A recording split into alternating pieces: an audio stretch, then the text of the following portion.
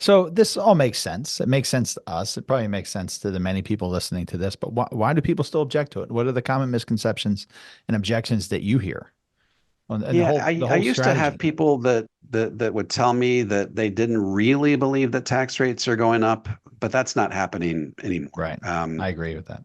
I mean, we've got, the budget over the next 10 years, adding $2 trillion of debt per year. We're at 35. We're going to be at about 54 by 2034.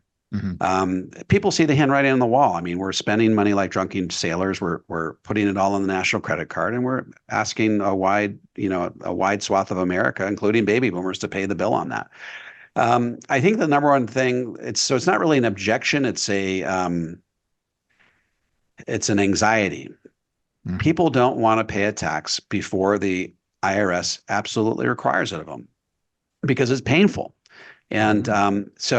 so you get right up to the altar and you say, look, I recognize that tax rate's going up, but I don't relish the opportunity to pay this tax before the IRS requires of it. So we're asking you to preemptively pay a tax. We're asking you to pay a tax before the IRS requires it of you.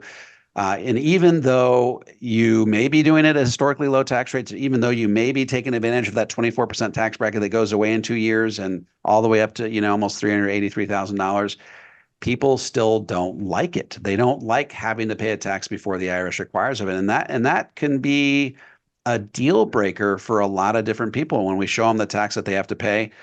It's a stumbling block. And even in scenarios like you just talked about, Mark, where you could have a $3.5 million difference down the road, it's very, very difficult for people to exchange the tax rate, the taxes they would have to pay today for a $3.5 million difference that they're going to experience over time. And so that's probably, I made a movie back in 2018 called The Power is Here, The Tax Train is Coming, in which filmmaker Doug Orchard and I crisscross the country interviewing all the most important experts in the nation on the national debt as it relates to the future of tax rates. They're all reading the same music and they're singing the same song. They're saying that tax rates have to go up or we go broke as a nation.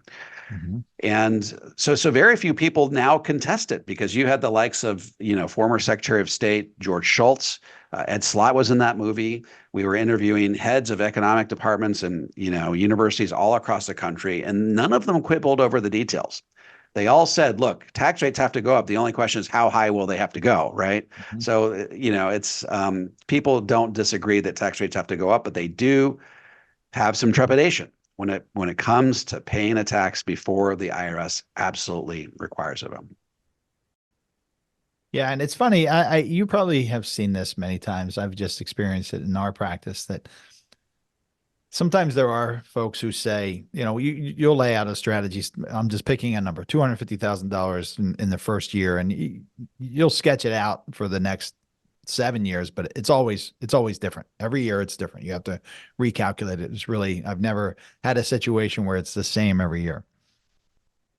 And they'll nod their heads and they'll say, yeah, yeah, yeah. Oh, that makes sense. That's exactly what I was thinking. If they're an analytical type of person, that's what I was thinking. And then you tell them that you draw the arrow that shows the amount of tax due, and they say, "Whoa,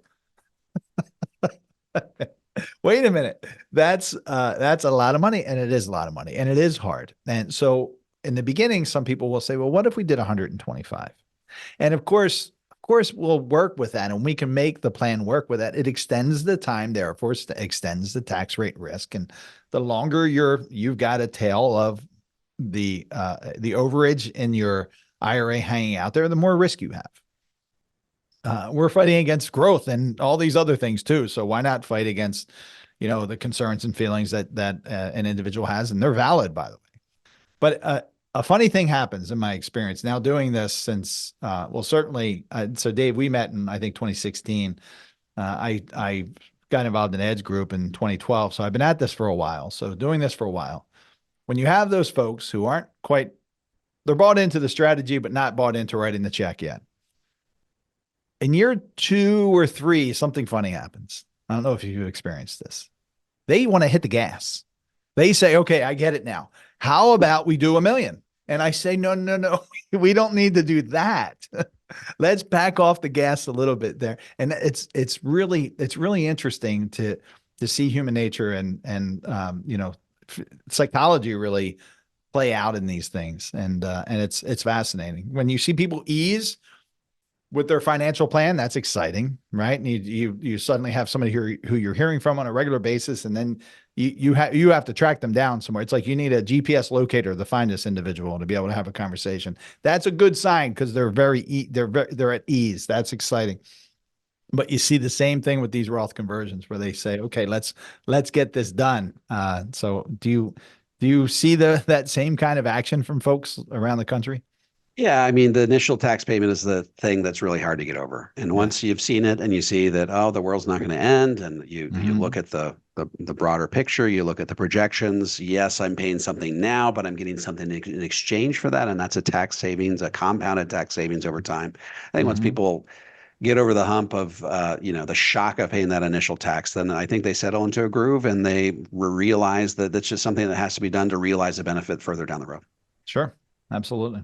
Folks, my upcoming book, The Guru Gap, How America's Financial Gurus Are Leading You Astray and How to Get Back on Track, is now available for pre-order on Amazon. Take the opportunity to order your copy today. Also, in the next 10 years, I'm looking to put 1 million Americans on the road to the 0% tax bracket. If you would like some help implementing a balanced, comprehensive approach to tax-free retirement that shields you from the impact of higher taxes down the road, head on over to davidmcknight.com and click on the Connect with an Advisor button. I'm happy to refer you to an advisor in the Power Zero network that has been trained, vetted, and qualified personally by me. If you're a financial professional and want to learn how to become a certified Power Zero advisor, head over to powerzero.com and opt into my free video series.